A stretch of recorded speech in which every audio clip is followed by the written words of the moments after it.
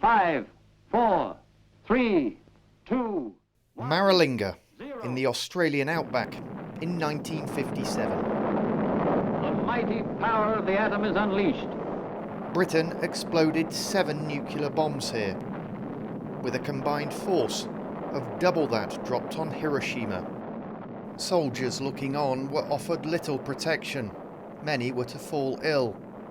And even less thought was given to the Aboriginal people who were living nearby. More than half a century on, locals still regard Maralinga as sick land. Hilary Williams' mother and grandparents witnessed the blasts. She says they all died young. It's so sad. And it's like, now you're looking at it, it's like they're not around. Every night I cried for them. Every night and day I cried.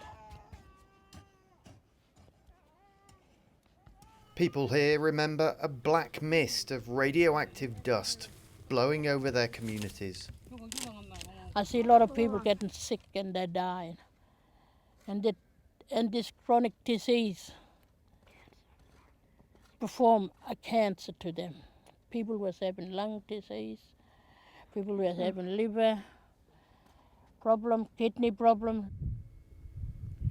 Maralinga was chosen because of its remoteness. It's a 10-hour drive to the nearest big city.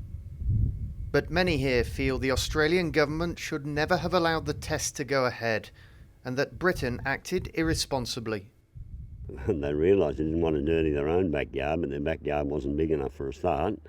So they thought, well, we'll pick a supposedly uninhabited spot out in the Australian desert, and they virtually got it wrong. So there were people here.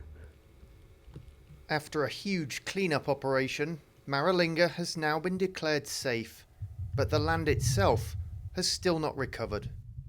This was ground zero for just one of the British bombs, and the blast area stretches for around 2 kilometres, and all around here the vegetation, more than 50 years on, still hasn't grown back.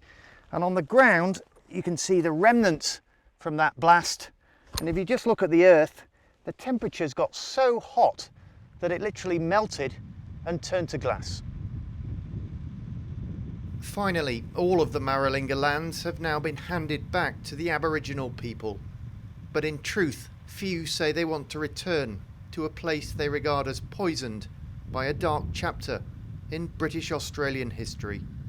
John Donnison, BBC News, in Maralinga.